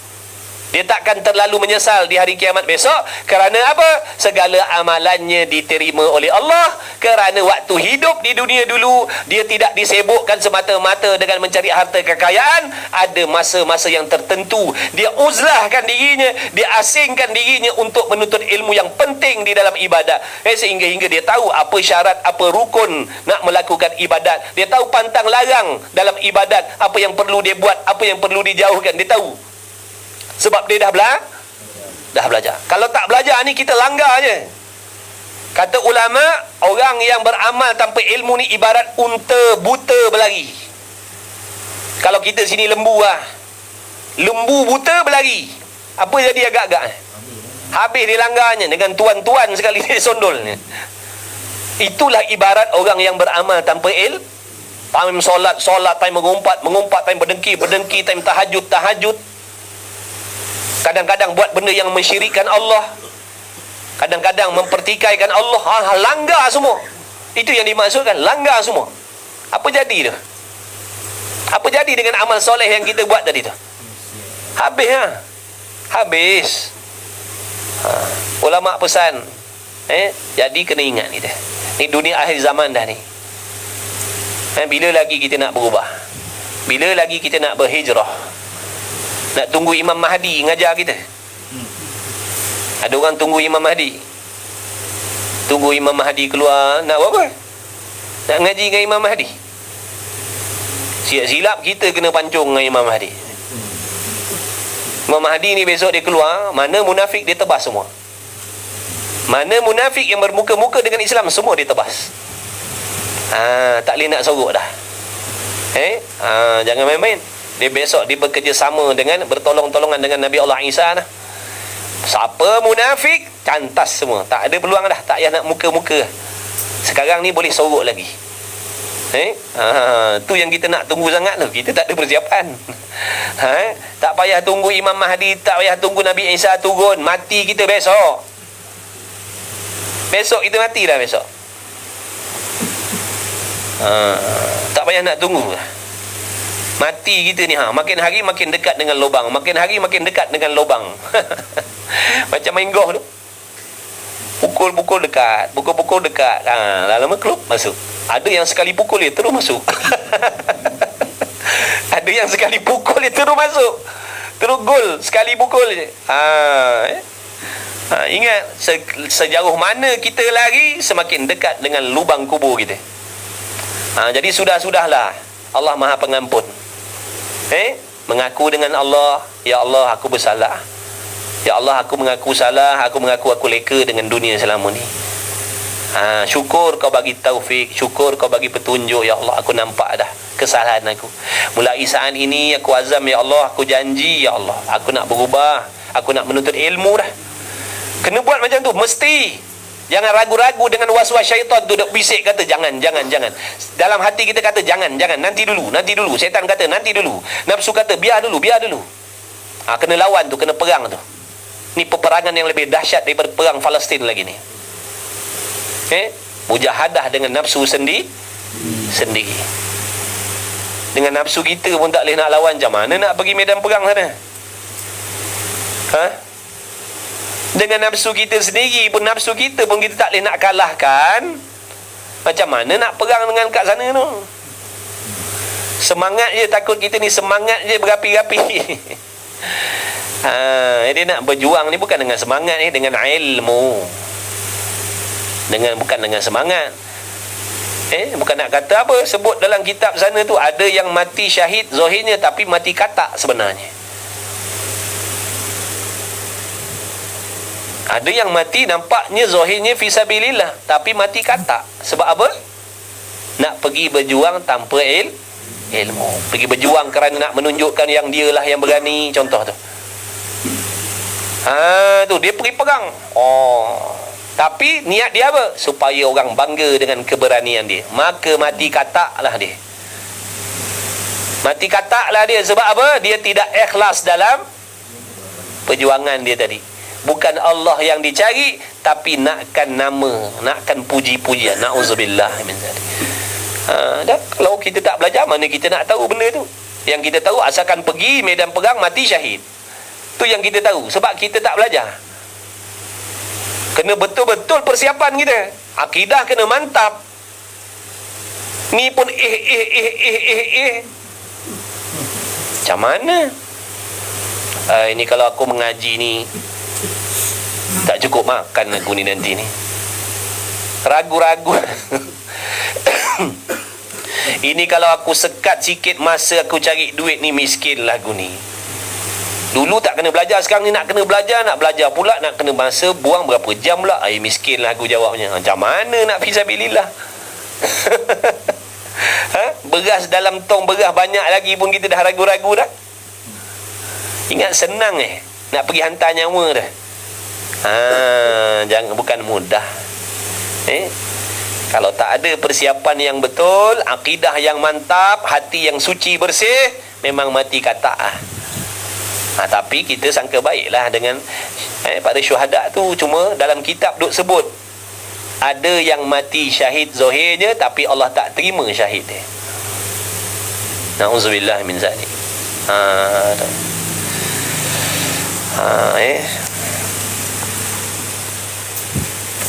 Jadi sebelum mati dia buat persiapan, dia menuntut ilmu. Kenapa kena menuntut ilmu ni? Ni nanti lagi akan sampai bab dia. Imam Ghazali akan sebut. Imam Ghazali tak kata barang siapa yang dapat hidayah tadi nak beribadat. Imam Ghazali kata pulun ni ibadat. Dah. Dia kata kena menuntut ilmu terlebih dahulu. Imam Ghazali kata orang yang dapat hidayah, petunjuk, taufik nak berubah, pertama-tama sekali jalan yang wajib dia lalui adalah menuntut ilmu. Tiba-tiba kita nak pintas pula. Tak payah menuntut ilmu lah, pulun ni ibadat terus. Habislah. Kena tipu lah kita. Jadi buat persiapan. Tak kira lelaki, tak kira perempuan, tak kira siapa pun, apa kerja kita atas dunia ni.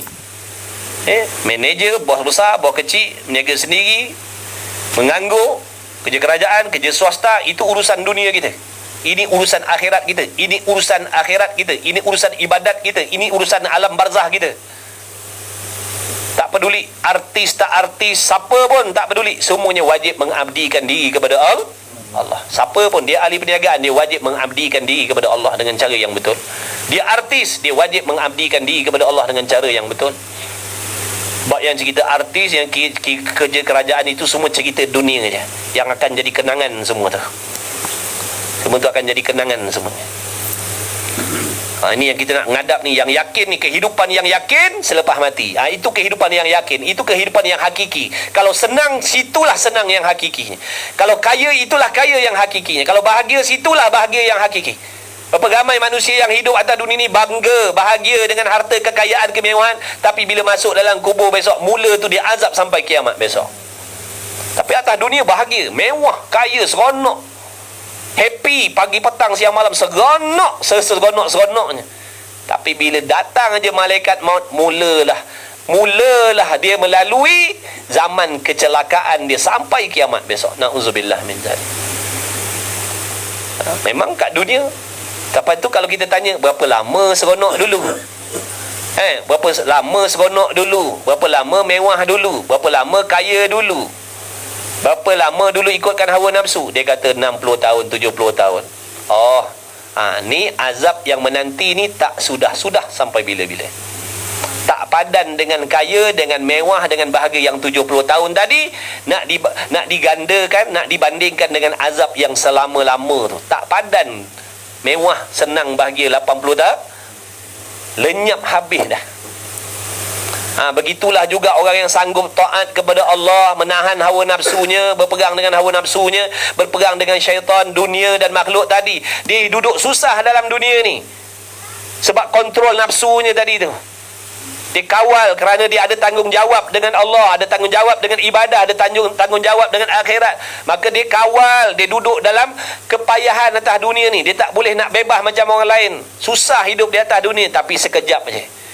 Bila mula je dia bertemu dengan malaikat maut, mulalah dia melalui kehidupan yang penuh dengan kesenangan sampai kiamat sana besok. Jadi kita fikirlah nak yang mana. Nak kaya sekejap, azab selama-lamanya, ataupun nak hidup sederhana ataupun susah sekejap, kemudian mewah selama-lamanya. Kita nak yang mana? Pilihlah. Pilihlah sendiri. Allah bagi kita akal yang waras, kita boleh timbang mana yang elok, mana yang tak elok. Fikirlah. Kalau kita tak waras, tak boleh nak timbang. Orang waras dia boleh tahu. Kita pilihlah. Ni tanda-tanda Nabi kata ni. Maka kalau tak ada pada diri kita, kita kena risau ni. Sebab Nabi yang bagi tahu ni, tanda-tanda orang yang dapat hidayah, tanda-tanda orang yang Allah Ta'ala nak selamatkan ni. Dia dah mula tinggalkan hal-hal dunia yang tak penting dengan ibadat, dan dia dah mula cari bekal akhir. Nak cari bekal tadi bukan cari sebarang. Cari dengan cara yang betul. Di antaranya mana? Menuntut ilmu. Kerana ilmu tu penting. Nabi kata al-ilmu imamul amal. Ilmu tu ikutan bagi amal. Apa pun jadi amal, sama ada amal zahir, amal hati, semua mesti kena berpandukan ilmu. Bukan syok sendiri, bukan rasa-rasa tak. Rasa-rasa sah semayang dah ni. Rasa-rasa betul dah akidah ni. Rasa-rasa bersih dah hati ni. Rasa-rasa tak boleh. Kalau kuih boleh lah rasa. Kuih, sate, roti john. Tu boleh rasa sekejap lagi.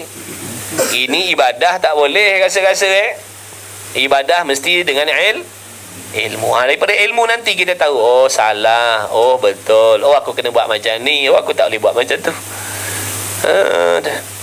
Belajarlah. Allah bagi kita, jangan risau tak miskin Sehari 24 jam, seminggu 168 jam. Takkan jadi miskin ambil 4 jam. Ada 164 jam lagi. Carilah duit harta sampai lebam lah. 164 jam, jangan tidur, jangan makan, pulun cari duit. Tapi 4 jam ni tadi gunakan untuk menuntut ilmu agar ibadah kita betul dan diterima oleh Allah. Dia atas dunia ni ada 3 golongan. Golongan pertama ni kita tak boleh nak ikut dia. Golongan pertama ni kita tak boleh nak ikut dia. Siapa dia ni? Orang yang mencari dunia sekadar je. Sekadar hajat je. Dia bersibuk dengan ibadah pagi, petang, siang, malam. Ini kita tak boleh nak ikut. Dia kalau jenis makan asalkan kenyang, boleh ikut. Kita tawar minta kicap. Kicap ada kicap. Kicap ada kicap. Ambil garam sikit, tambah sikit. Jenis tu ada, jenis tu. Tu kita bukan sekadar nak kenyang, tapi nak bak makan pun kita tak boleh nak tiru dah. Bak semayang dia tak payahlah.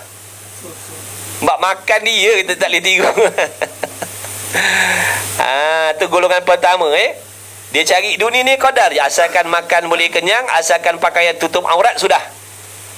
Dia tak ada fikir nak sedap, nak mewah, nak baga, tak ada. Ni golongan ni kita tak boleh ikut. Tak payah ikutlah. Tak payah ikutlah. Kita ni ada habuan nafsu. Selain daripada kenyang, nak sedap lah juga. Selain daripada tutup aurat, nak lawa lah. Selain daripada boleh bergerak, nak selesa. Tu kita. Golongan tu dia tak peduli. Bab dunia dia kata, ni semua benda tinggal je cakap. Tak boleh ikut kita. Kita kena hormat golongan tu. Sebab hatinya kuat, hatinya hebat. Tak macam kita. Hati kita bapuk, hati kita pondan. Mereka hatinya lain, cekal. Dunia ni asalkan boleh makan, boleh hidup, boleh bergerak, lebih kurang ada tempat perlindungan, alhamdulillah. Asalkan aku tak boleh tinggal, asalkan aku tak tertinggal kewajipan. Cukuplah. Ini golongan pertama. Golongan pertengahan yang tadi tu, dunia pun diusahakan. Ada masa dia bekerja. Sebab apa dia kerja ni? Dia tak nak duduk dalam merempat. Dia tak nak duduk dalam keadaan menjadi orang yang meminta-minta. Dia tak nak anak bininya jadi peminta sedekah. Dia tak nak anak bininya pakai pakaian compang-camping. Maka dia berusaha mencari rezeki. Dia cari rezeki sebab nak menghilangkan kehinaan dunia.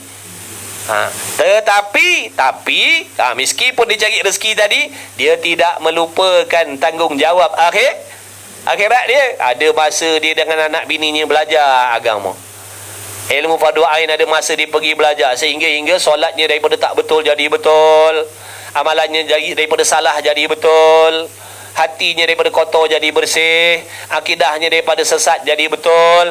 Asbab ilmu yang dia belajar seminggu sekali, seminggu 2 kali tadi tu, yang 4 jam seminggu tadi tu, tak banyak-banyak lah. Untuk permulaan 4 jam seminggu pun cukup dah. 1 jam fiqh, 1 jam tauhid, 1 jam tasawuf, 1 jam tajwid. Tu bagi yang belum lah. Yang belum, yang dah tak apa dah lah. Ni cerita yang belum mula. Yang baru nak mula mengaji ni, pastikan maknanya 1 minggu 4 jam. 1 jam belajar tauhid untuk akidah, 1 jam belajar tasawuf untuk tahu sifat mahmudah madhumah dalam hati, apa sifat yang wajib ada dalam hati, apa sifat yang haram ada dalam hati. Itu tasawuf. Belajar 1 jam seminggu. Kemudian 1 jam belajar fiqh, syariat, macam mana nak ambil wuduk, macam mana nak cuci pakaian, macam mana nak cuci najis, dan sebagainya. Itu syariat. Kemudian belajar fiqh, belajar tajwid. Sebab apa? Paling tidak tajwid yang sangkut paut dengan bacaan yang wajib dalam sembahyang. Cukuplah. 1 minggu 4 jam. Ada 164 jam lagi. Ambil 4 jam je. 4 jam ni 168 jam. Ambil 4 jam saja untuk akhirat kita, supaya amalan kita ni nanti betul dan diterima oleh Allah. 4 jam je. Yang 164 jam tu pulun lah. Pulun lah, ikutlah. Kerana daripada asbab ilmu yang 4 jam nanti dia akan dibimbing oleh Allah. Dia akan dibimbing, begini.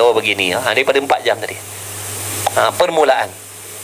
Nanti lama-lama dia kata tak cukup 4 jam ni, tambah lagi. Tak apalah begitu. Asalkan ada dah. Jangan tak ada. Bahaya kalau tak ada ni, jangan main-main. Persiapan mati. Ni kawan-kawan ni yang hadir ni, alhamdulillah lah, Allah Ta'ala bagi taufik kita belajar ni. Ni di antara pengisian ni lah ni. Cari bekal mati lah ni. Kita belajar ni sebab nak tahu cara ibadat tu bekal mati. Setan kata, alah kau dah Islam, tak payah ibadat lah. Orang Islam ni selamat dah, nanti hari kiamat dia tak kekal dalam neraka. Orang yang dapat petunjuk dia akan jawab, tak dapat, tidak, aku mesti beribadah, kerana ibadah itu bekal mati aku. Kemudian nak beribadah pula, aku mesti ada ilmu. Kalau ibadat aku tanpa ilmu, Allah tak terima juga, walaupun aku buat macam-macam ibadat. Jadi tak boleh tidak, aku kena belajar. Fardu ain khususnya. Yang fardu kifayah tu nanti-nanti dulu. Contohlah kita ni tak banyak masa, tumpukan fardu ain dulu. Jangan tumpukan fardu kifayah pula. Tumpukan fardu ain, jangan salah cara belajar. Habis dah. Maka terlintas dengan hati hamba pertama-tama tiap-tiap sesuatu, maka berkata ia. Bila dia dah dapat lintasan tadi tu, dia berkata apa?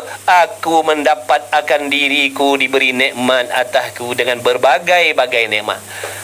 Dia dah bercakap dengan nafsu dia dah. Dia duduk, contohlah dia duduk, dia dah bercakap dengan diri dia. Dia dah terfikir dah, terlintas dalam hati. Aku ni Allah tolong dengan macam-macam nikmat, Allah tolong aku. Macam-macam nikmat Allah tolong aku. Allah bantu aku. Tak pernah sekalipun Allah tak tolong aku. Sejak daripada dalam perut sampailah ke saat ini, aku dibantu, ditolong oleh Allah. Dengan pelbagai jenis nikmat, aku boleh memandang, aku boleh berfikir, aku boleh bergerak. Bukankah ni nikmat Allah ni, bergerak diam ni? Bukankah nikmat Allah ni bergerak diam ni? Apa jadi kalau Allah tak tolong kita bergerak, duduk diam, tak boleh bergerak, apa jadi? Ataupun bergerak tak diam-diam, macam mana? Nampak tak? Jadi bukankah tu pertolongan Allah? Kita duduk di sini, anak bini kita di rumah selamat, siapa yang jaga tu? Allah. Anak kita pergi sekolah selamat, pergi balik, siapa yang jaga? Allah. Jadi banyak pertolongan Allah. Allah bagi aku kerja, Allah bagi aku jawatan. Kalau berniaga, Allah gerakkan hati-hati orang berurusan dengan aku, jadi asbab aku dapat rezeki. Siapa tolong tu? Allah tolong. Jangan ingat kita, Allah yang tolong tu. Kalau Allah tak gerakkan hati manusia nak berurusan dengan kita, jangan haraplah sesin pun kita takkan dapat. Dah macam mana cara nak berterima kasih? Kalau kita buat baik pada orang banyak, tapi orang tu tak terima kasih, apa perasaan kita? Kita kata apa pada orang ni? Orang ni jenis tak mengenang budi. Terima kasih pun tidak. Aku tolong kau macam-macam, kau terima kasih pun tidak. Kita pun nampak kan, jahat adab kan, tak berakhlak kan. Begitulah kita dengan Allah ni. Allah tolong kita macam-macam. Allah tolong bini kita, Allah tolong anak kita, Allah tolong kita, Allah tolong mak bapak kita. Tapi kita tak tahu nak berterima kasih dengan Allah. Ni kesalahan kita. Jangan kita nampak kesalahan orang yang tak berterima kasih dengan kita saja. Kita kena nampak yang kita ni tak berterima kasih dengan Allah. Apa maksud terima kasih di sini? Bersyukur. Apa maksud syukur? Menggunakan nikmat itu kepada perkara yang disuruh oleh Allah. Allah bagi kita macam-macam, tapi kita salah guna. Allah bagi sihat supaya beribadah, kita jadikan sihat untuk buat maksiat. Allah bagi kita akal supaya memikirkan tentang Allah, tentang kenal Allah, kenal ibadah, tentang ilmu, tapi kita gunakan akal untuk mencari dunia, memikir tentang dunia. Itu mana tak bersyukur. Jadi banyak salah kita. Tadi hamba yang dah dapat hidayah tadi, dia akan fikir, Allah dah tolong aku macam-macam, Allah dah bagi aku nikmat macam-macam. Waktu aku tidur, Allah jaga aku. Betul tak? Waktu kita tidur, Allah jaga tak kita? Mana ada semut masuk lubang hidung kita? Lubang hidung kita memang besar macam serobong kapal. Seekor semut pun tak masuk. Lepas makan tidur terus, tengah-ngah pula tu, tak gosok gigi, tak ada lipas masuk pun dalam mulut kita. Siapa jaga tu? Tapi kita tak perasan kan? Kita tak perasan kan kita dijaga oleh Allah. Padahal kalau nak ikut adatnya, masuklah hurung lah lipas. Lepas makan tak gosok gigi. Semut datang, lipas datang, tikus silap-silap datang. Tapi elok tidur terngangah sampai pagi, okey je. Siapa yang jaga tu? Kita tak perasan benda-benda ni. Sebenarnya kita ni sentiasa dijaga, dibantu oleh Allah. Ya Allah. Pergi hospital, tengok blok ni, blok tu, tengok macam-macam jenis sakit. Lepas tu pandang diri kita, ada tak penyakit tu pada diri kita? Tak ada. Nampak tak berapa banyak Allah jaga kita daripada macam-macam penyakit tu tak ada pada diri kita. Siapa yang jaga tu? Allah yang jaga kita. Jadi kena ingat, kena ingat nikmat Allah tu. Pergilah hospital tu. Ada yang kena kerat kumpurung kepala, ada yang kepala kemik, ada yang kaki patah, ada yang begini. Cuba tengok tubuh badan kita. Ada tak benda-benda tu? Tak ada. Selamat. Siapa yang jaga tu? Allah yang jaga. Dah tak nak terima kasih lagi. Pagi-pagi kita boleh keluar cari rezeki, cari nafkah, jalankan tanggungjawab yang bos-bos, yang manager-manager, yang pekerja. Siapa yang tolong kita buat benda-benda tu? Siapa yang pilihkan pekerjaan tu untuk kita? Allah. Jangan kita pandang, oh ini sebab aku pandai belajar. Baik, mana kau datang? Kau boleh dapat ke ilmu tu kalau Allah tak beri akal pada kau? Kau boleh belajar tentang ilmu-ilmu yang bersangkut paut dengan pekerjaan kau tu, kalau Allah tak bagi akal pada kau boleh belajar ke? Kau boleh faham ke? Allah yang bagi. Semasa belajar dulu, mana ambil duit? Mana ambil belanja? Mak bapak. Mak bapak ambil mana rezeki? Bukankah Allah? Sebab tu kena tengok budi baik Allah ni. Baru kita rasa kita ni hamba yang tak pernah nak berterima kasih dengan Allah. Baru nampak yang kita ni jahat adab dengan Allah. Baru kita nampak yang kita ni tak bersyukur dengan Allah. Jadi katanya hamba tadi, aku diberi nikmat dengan bagai-bagai nikmat. Seperti hidup. Nampak ni sampai hari ni kita hidup ni. Ni nikmat Allah ni, sampai hari ni kita masih hidup. Tapi hari ni juga ada di antara kita yang mati, kawan-kawan kita dan sebagainya. Ada yang mati hari ni, kalau tak kawan pun orang lain. Tetap ada berlaku kematian. Setiap hari, setiap saat ada kematian. Tapi mujur tak sampai lagi pada kita. Kenapa Allah masih hidupkan kita lagi? Sebab Allah tahu yang kita belum ada persiapan. Jadi Allah bagi kita hidup supaya gunakan peluang ni cepat-cepat buat persiapan. Kerana akan besar celakanya kalau Allah ambil nyawa kita dalam keadaan kita begini. Kalau dalam keadaan kita macam ni, sikap kita, amalan kita, hati kita macam ni, kalau Allah ambil mati macam ni, memang celakalah jawabnya kita ni. Sebab tu kita kena rasa mujur, ya Allah, hidup lagi aku hari ni. Apa tujuan hidup tadi? Memperbaiki ibadah. Tapi kita salah. Kita bila Allah hidupkan kita daripada tidur, kita kata, oh Allah suruh cari harta. Bila celik je, oh hari ni hidup. Apa? Oh hari ni rupanya Allah bagi hidup supaya kumpul lagi harta, cari lagi dunia. Padahal Allah tak hidupkan kita, tak bangkitkan kita daripada tidur, melainkan bila Allah bangkitkan supaya beribadat, mendekatkan diri kepada Allah. Di samping tu carilah dunia. Tapi kita terbalik dah. Tujuan matlamat hidup cari harta, kekayaan. Adapun ibadat ni jadi sambilan. Ibadat jadi sambilan, matlamat hidup mencari kan terbalik tu. Padahal Allah hidupkan kita kerana ibadat. Sambil-sambil ibadat, ambillah nikmat dalam dunia ni. Nak makan sedap ke nak apa, ambillah. Sambil-sambil beribadat tu, ni tak. Diutamakan yang dunia tadi, ibadat jadi sambil. Sebab itulah belajar jadi sambilan, ibadat jadi sambilan. Sebab matlamat hidup kita dah berubah. Matlamat hidup kita bukan ibadat, matlamat hidup kita mencari harta kekayaan. Na'udzubillah, betulkan balik. Selagi kita tak betulkan qasad kita, kita tak akan boleh jalan dengan betul. Sebab yang nak membimbing kita ni niat kita, hati kita, qasad kita ni. Kalau qasadnya salah, salahlah jalan dia. Betulkan balik. Qasad kita hidup kenapa?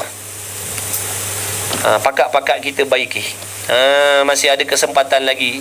Allahu Akbar. Kalau Allah ambil nyawa kita petang tadi, ni sekarang ni kita dalam kubur tengah kena belasah dengan malaikat ni.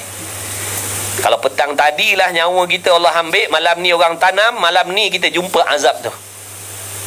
menyesal, ya Allah, nak balik, habis dah. Habis masa dah. Allah dah bagi puluh tahun. Jadi jangan leka.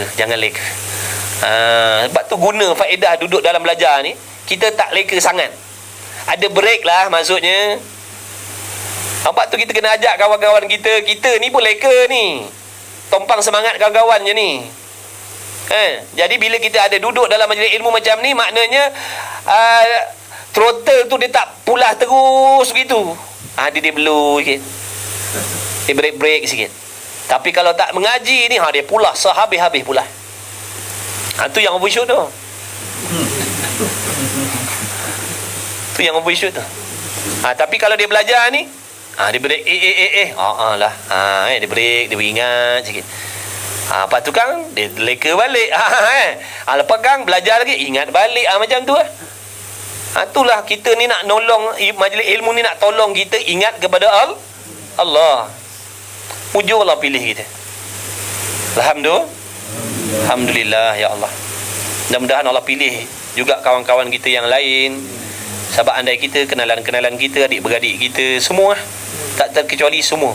Mudah-mudahan Allah pilih dan Allah kekalkan nikmat belajar ni sampai kita mati. Amin ya rabbal alamin. Ada break sikit lah. Kalau tak nanti lajak overshoot.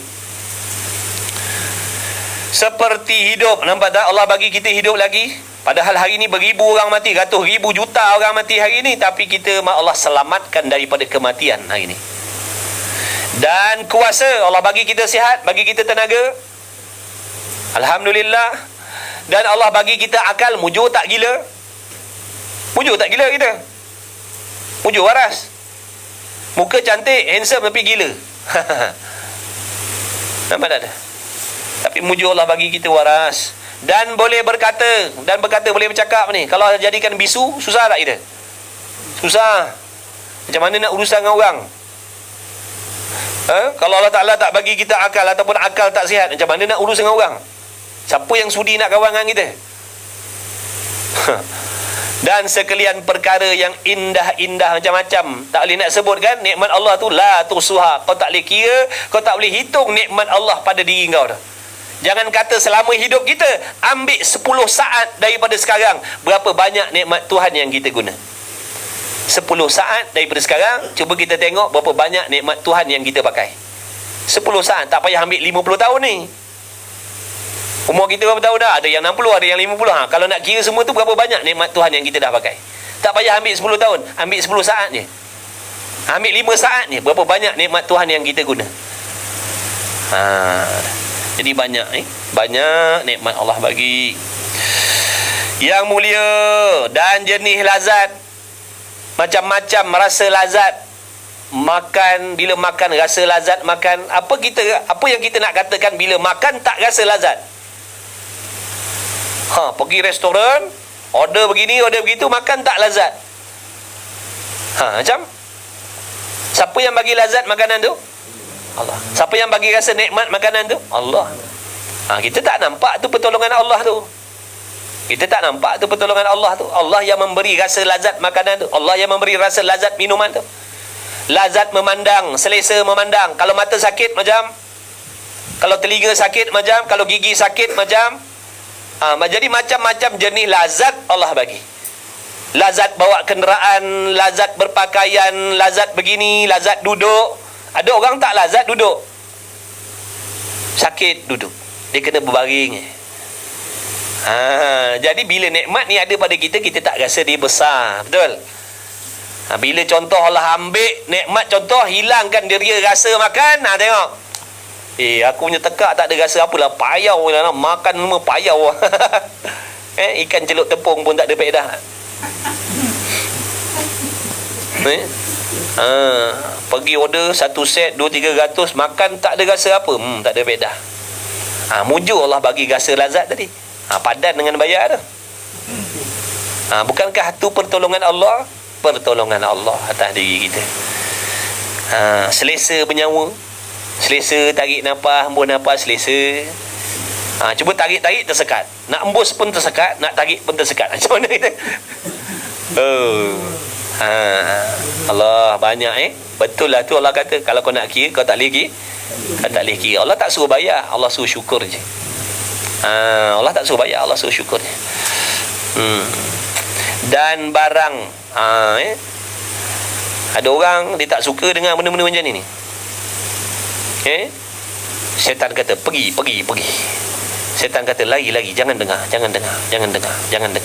Lagi. Orang-orang terpilih je yang boleh dengar benda ni, yang sanggup dengar, yang sabar dengar benda ni. Orang-orang yang nak diberi oleh Allah. Tak sabar tak boleh. Lagi. Nafsu tak suka dengar benda ni. Nafsu benci dengan benda macam ni. Nafsu sangat benci, syaitan sangat benci dengan benda ni. Sebab orang-orang ni sedang diberi petunjuk oleh Allah. Syaitan nafsu nak merosakkan kita. Syaitan nafsu nak menyesatkan kita. Syaitan nafsu nak melekakan kita. Tiba-tiba kita diberi petunjuk oleh Allah. Allah nak selamatkan kita, alhamdulillah. Sebab tu dalam hati kita kadang-kadang rasa panas, rasa menyirap macam tu. Yang sebenarnya yang menyirap tu nafsu dan syaitan. Dia panas. Dia lama-lama bila dia panas gila, bila kita selalu duduk dalam majlis ilmu yang macam ni, syaitan ni bila dia panas nanti dia lari. Macam orang ru'yah tu kena syaitan jin iblis tu duk kena histeria tu. Tengok dia baca Quran kan, baca ayat Quran ru'yah kan, menjerit bersilap berkuntau macam dia kata aku lagi tak boleh tahan, dia kata panas. Tapi sebelum tu kena sabarlah, menjerit tak menjerit tu sampai satu peringkat dia akanlah begitulah ni. Dalam hati ni bila mula-mula tak pernah mengaji, rasa menyampah, rasa menyirap, rasa marah, tu setan tu. Sebab dia sedang diru'yah dengan hidayah Allah Ta'ala. Dia rasa marah, menyirap, panas saja. Kecil besar. Tapi kena sabarlah. Sabar. Nanti satu masa dia dah tak selesa duduk dalam ni. Sebab apa? Dah selalu masuk hidayah Allah. Kalau tak sebelum ni jadi rumah setan ni. Ni, hati kita ni jadi rumah setan ni, aman damai ni, berdisko di dalam ni. Bukan main lagi, berkompang, berdisko, berjoget lambak di dalam ni. Berzumba ni. Tiba-tiba belajar pula, masuk hidayah Allah. Dia jadi kacau. Dia jadi panas. Dia jadi tak selesa. Tu yang kita peringkat permulaan belajar memang rasa panas macam tu. Tapi lama kelamaan kalau dia sabar, nanti lama-lama yang rumah setan ni berubah jadi rumah malaikat. Dia akan berubah jadi rumah malaikat dah. Pada waktu tu benda jahat masuk tak selesa dah, tendang balik dah. Bila hatinya dah jadi rumah malaikat, benda jahat masuk dia tendang keluar. Tapi bila hati kita ni jadi rumah setan, yang masuk, yang baik masuk dia tendang keluar. Dia jadi termuntah balik. Tak boleh tahan lama. Itu bandingan dia. Kena sabarlah. Nak benda baik kena sabarlah. Nak benda yang kau suka, kau kena hadap benda yang kau tak suka. Kata ulama, kalau kau nak benda yang kau suka, kau kena jumpa dulu dengan benda-benda yang kau tak suka. Kalau kau sanggup, kau akan dapat benda yang kau suka tadi. Tapi kalau kau tak sanggup nak hadap benda yang kau tak suka, kau tak akan dapat benda yang kau suka. Kita tak akan dapat syurga, amalan kita takkan diterima oleh Allah kalau kita tak sanggup nak hadap benda ni yang menyakitkan nafsu kita ni. Jadi kena sabar banyak-banyak. Minta dengan Allah. Allahumma ja'alna min ibadikas sabirin. Amin ya Allah. Jadikan kami ni di kalangan hamba-hamba-Mu yang sabar. Ya Allah, beri kesabaran kepada kami ya Allah. Dan sekalian perkara yang indah-indah yang mulia. Jenis lazat macam-macam. Lazat memandang, lazat duduk, lazat mendengar. Macam-macam lazat lah. Macam-macam jenis sedap lah atas dunia ni. Dan barang yang dipalingkan daripada bagai mudarat dan kebinasaan. Jadi tadi hamba tadi yang dah dapat hidayah tadi, dia dah mula memandang kebaikan Allah pada diri dia, sampai tak boleh nak hitung punya banyak kebaikan Allah pada diri dia. Macam-macam jenis lazat, macam-macam jenis nikmat, macam-macam jenis pertolongan Allah bagi pada dia. Dan dalam masa yang sama dia ingatkan pula bahawasanya Allah Ta'ala menyelamatkan dirinya daripada perkara-perkara yang memudaratkan dan kebinasaan. Hari ini Allah selamatkan kita, tak ada pokok tumbang atas kepala kita, tak ada orang langgar kita. Betul tak? Kita keluar hari ni berapa kali dah kita keluar rumah, pergi balik tu atas jalan raya tu, mujur tak ada orang langgar kita. Siapa jaga tu? Allah jaga. Allah jaga kita. Jadi dia fikir dah, hamba ni tadi dia dah nampak betapa banyaknya kebaikan Allah. Allah bagi pelbagai jenis nikmat kelazatan, Allah juga pelihara dia daripada pelbagai jenis kemudaratan. Allah jaga dia. Bukan dia je, dia pandang pula anak bini dia pun selamat juga, pun dapat macam-macam nikmat juga. Subhanallah. Maka bahawasanya bagi nikmat ini tiada mustahil orang yang memberi itu menuntut akan daku bagi mensyukur akan dia. Jadi dia terfikir maknanya segala nikmat-nikmat yang aku dapat ni tak dapat tidak, mesti orang yang bagi ni, maksud orang yang bagi ni Allah yang memberi ni, pasti aku akan ditanya nanti oleh Allah. Pasti Allah akan tanya aku besok tentang pelbagai jenis nikmat kelazatan penjagaan yang Allah Ta'ala dah bagi ni. Pasti aku akan ditanya nanti di hari kiamat. Dan berkhidmat akan dia. Makna Allah akan tanya. Dan adakah makna di antara soalan Allah apa? Adakah aku ni berkhidmat dengan dia? Adakah aku ni mengabdikan diri pada dia? Adakah aku ni berterima kasih dengan bantuan dan pertolongan dia tadi? Pasti aku akan ditanya nanti. Maka jika aku lalaikan daripada yang demikian itu, kalau aku lalai, aku leka daripada membuat makna mensyukuri, berterima kasih dengan Allah di atas nikmat pertolongan dia tadi, maka dihilangkan daripada aku nikmatnya, dan nanti satu masa Allah akan tarik balik nikmat-nikmat ni, dan akan dirasakan kekerasannya dan seksanya nanti. Mana kalau aku tak bersyukur, nanti Allah akan cabut nikmat ni semua. Dengan makna mana? Allah mematikan kita. Bila kita mati, hilanglah semua ni, segala nikmat tadi yang kata sedap mandang, sedap ini, sedap itu, selesa ni, habis dah lah, Allah cabut dah. Kemudian daripada itu bukan sekadar Allah cabut, Allah balas pula dengan azab siksaan. Na'udzubillah min zalik. Wallahu a'lam. Jadilah. Habis dah. Boleh tidur. Alhamdulillah, mudah-mudahan jadi asbab Allah Ta'ala. Kita harap mudah-mudahan sentiasa Allah Ta'ala memberi hidayah kepada kita. Mudah-mudahan Allah Ta'ala sentiasa memberi taufik kepada kita. Tak lupa anak, bini kita, kawan-kawan kita, semuanya tak terkecuali. Mudah-mudahan Allah pilih selalu, Allah pilih sentiasa. Mudah-mudahan Allah tak tinggalkan kita. Mudah-mudahan Allah tak lupakan kita. Sejahat apa pun kita, seleka apa pun kita harap janganlah ditinggalkan oleh Allah Subhanahu Wa Ta'ala. Mudah-mudahan Allah Ta'ala sentiasa sudi membimbing zahir dan batin kita, menyelamatkan kita, anak bini kita, kawan-kawan kita, kenalan kita, ibu bapa kita. Mudah-mudahan dengan berkah majlis ilmu kita pada malam ni, mudah-mudahan segalian dosa-dosa kita diampunkan oleh Allah Subhanahu Wa Ta'ala. Anak bini kita, dosa anak bini kita, dosa ibu bapa kita, ibu bapa mertua kita, kawan-kawan kita, sahabat kita, orang-orang yang banyak buat baik dengan kita, begitulah juga orang tak senang dengan kita, semuanya mudah-mudahan diampunkan oleh Allah Subhanahu Wa Ta'ala. Mudah-mudahan kita dipilih oleh Allah, sentiasa dipilih, diberi taufik untuk menuntut ilmu dan beramal dengan ilmu. Mudah-mudahan Allah Ta'ala tidak menjadikan kita orang yang dilekakan dengan dunia hingga terlepas kesenangan akhirat yang dijanjikan oleh Allah. Mudah-mudahan kita semua direzekikan oleh Allah husnul khatimah. Mudah-mudahan Allah Ta'ala melahirkan di kalangan kita, keturunan kita, anak-anak yang soleh, yang solehah, yang bertakwa, yang berjaya dunia dan akhirat. Mudah-mudahan Allah Ta'ala lahirkan di kalangan keturunan kita wali-waliullah. Mudah-mudahan Allah Subhanahu Wa Ta'ala memberi peluang kepada kita nanti mendapat syafaat Nabi Muhammad sallallahu alaihi wasallam. Mudah-mudahan Allah Ta'ala mengakhirkan kalimah hidup kita dengan 2 kalimah syahadah.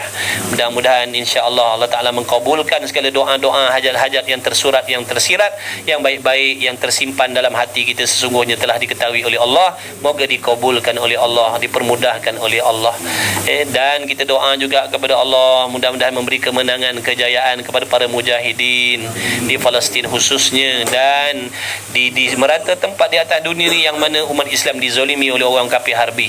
Mudah-mudahan Allah Ta'ala memberi kemenangan, mudah-mudahan Allah Ta'ala memberi pertolongan dalam memberi kemenangan di dalam perjuangan mereka, dan menghancurkan sehancur-hancurnya orang kafir harbi yang berniat khianat dan zalim ke atas umat Islam. Amin ya rabbal alamin. Taqabbal minna ya Allah du'aana bi jahi Rasulillah sallallahu alaihi wa alihi wasallam. Bismillahirrahmanirrahim. Alhamdulillahirabbil alamin wassalatu wassalamu ala Rasulillah. Allahumma rabbana fa'na bima 'allamtana, rabbana 'allimna alladhi ma yanfa'una, rabbana faqih ahlana wa qarabati lana fi dinina ma fi qutri unsa wa dzakara sallallahu alaihi wasallam. Alhamdulillahirabbil alamin. Taqabbalallahu minkum minna wa minkum.